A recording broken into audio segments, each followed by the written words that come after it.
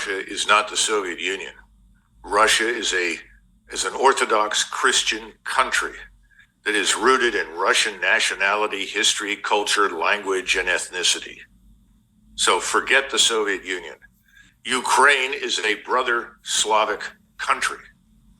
The last thing Putin wanted to do was destroy Ukraine. Putin would have been perfectly happy to have Crimea recognized, to gain those equal rights for Russians inside eastern Ukraine, and to declare the place neutral. Because the neutral Ukraine would have provided exactly what you're discussing, not only a buffer for NATO and the West, a buffer for him, for Russia. He wasn't interested in any of the things that he's been accused of. That's what Professor Mearsheimer has said. Anyone who understands Russia, knows what's happened over there since 1992, gets it. All of that's over now. Your dad, President Trump, could have intervened in February or March and put an end to this quickly. And I'm confident that he would have. We would have convened talks without preconditions. We'd have come to some sort of new territorial arrangement. And I think we would have had a neutral Ukraine, which was in everyone's interest, and no war. But now those days are past. This government in Moscow, it's not just President Putin, his entire population is enraged. They don't trust anyone in the West, especially since Chancellor Merkel and now President Macron have both admitted that the so-called Minsk Accords, which were supposed to address these issues, were a facade.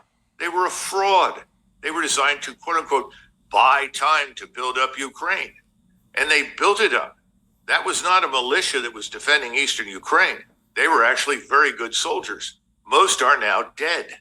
They've had 300 to 350,000 dead Ukrainian soldiers, another 300,000 or 400,000 wounded. They're now forcibly dragging old men and boys into uniform to fight. They're desperate, which is why they'll take anything they can get. The Russians are not desperate. They don't have a recruiting problem. They've had 100,000 volunteers in addition to the 300,000 reservists or more that they've mobilized. Russia's population is squarely behind Putin. What have we got here in this country? We have a divided society, divided along every conceivable issue, from economics, class, race, you name it. And this society doesn't even support the military establishment that desperately needs talent and Americans inside uniform. And this is what this administration thinks it can commit to a war?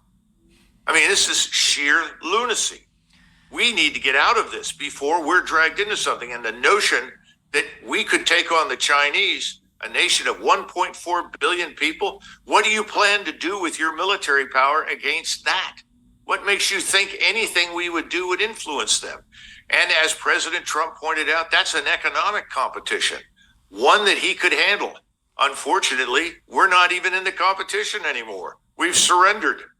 Well, the Navy has a drag queen influencer that's going to help the recruitment problem right now, Colonel, so I'm sure things will be just fine. What could go wrong? Right.